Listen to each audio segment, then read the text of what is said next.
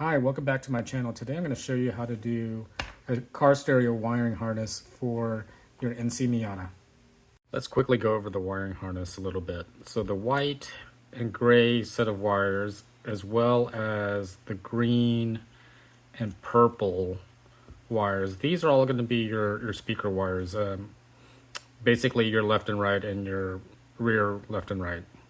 Now, the yellow one is going to be your backup power, and your orange one is going to be your illumination. So basically whenever you turn on the lights, it's going to dim or it's going to turn on the lights on the radio itself. And then we have your power, and then you have a ground. Now I've already swapped this off camera, and I forgot to film it, but when you get the wiring harness out of the box, these two wires are actually going to be in different slots. So they're going to be in these two far right slots if you're looking at it from behind. And I forgot which one is which, but basically one of them is for a power antenna and one of them is for your the power to the amplifier. And since I have a club, it doesn't come with a Bose stereo and therefore no amplifier. So we can actually remove these two and then swap them over here on the left side. And what this is going to allow you to do is basically attach the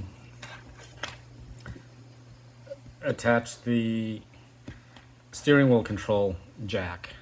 And I'll walk you through that in a little bit. But basically, the one on the far left is going to be for the ground, and then the one to the right of that is going to be input 1. That's labeled here. Oops. So we have input 1, and then we have stereo remote ground. For the NC Miata, input 2 is not going to be used. Here's a closer look at the wiring harness. In order to remove it, you're going to insert the extraction tool in the cavity just below the pin. And we'll want to press down on the flap and pull on the wire from behind at the same time.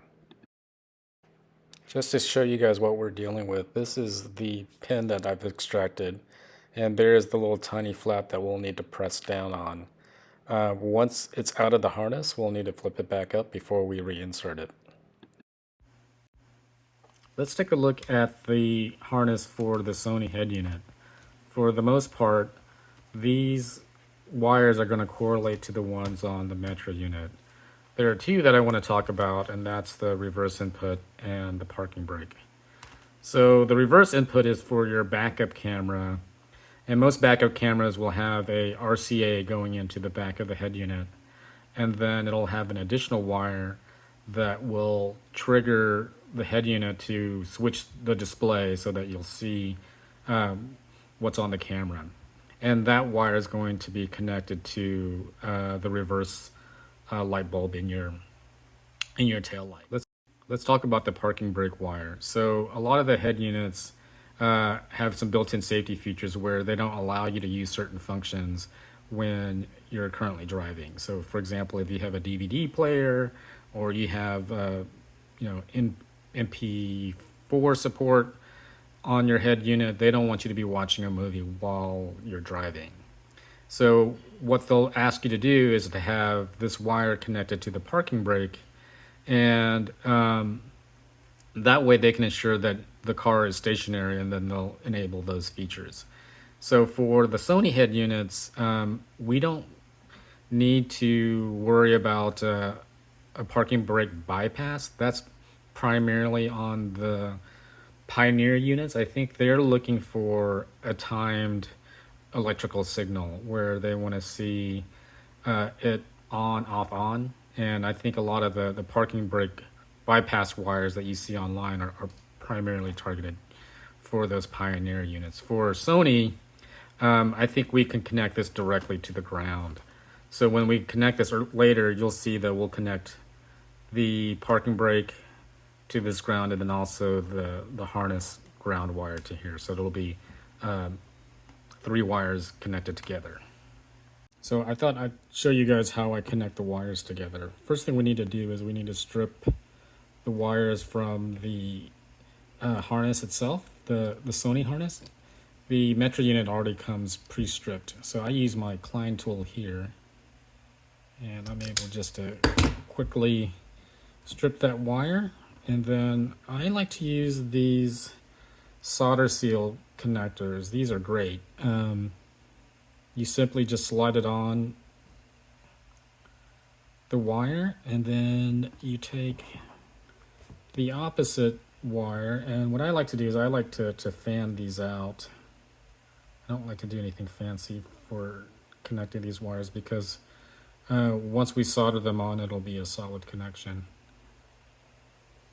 So we'll just fan these out a little bit, connect them this way, and then just simply twist. Nothing fancy. And then you slide the solder seal back on, and you want to make sure that the solder is in the center, and then these two red ends, those need to be touching the wires.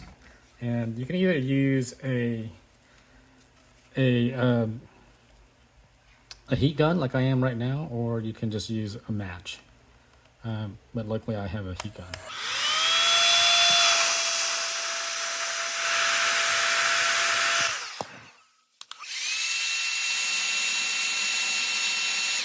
So I just heat it until you see some of the wire turn silver. And then you also want to make sure that the red plastic parts or rubber parts are also melted as well. The last thing I did was wrap everything up in Tessa tape just to give it a cleaner look. And we want to make sure that the steering wheel remote is exposed along with the reverse input trigger wire.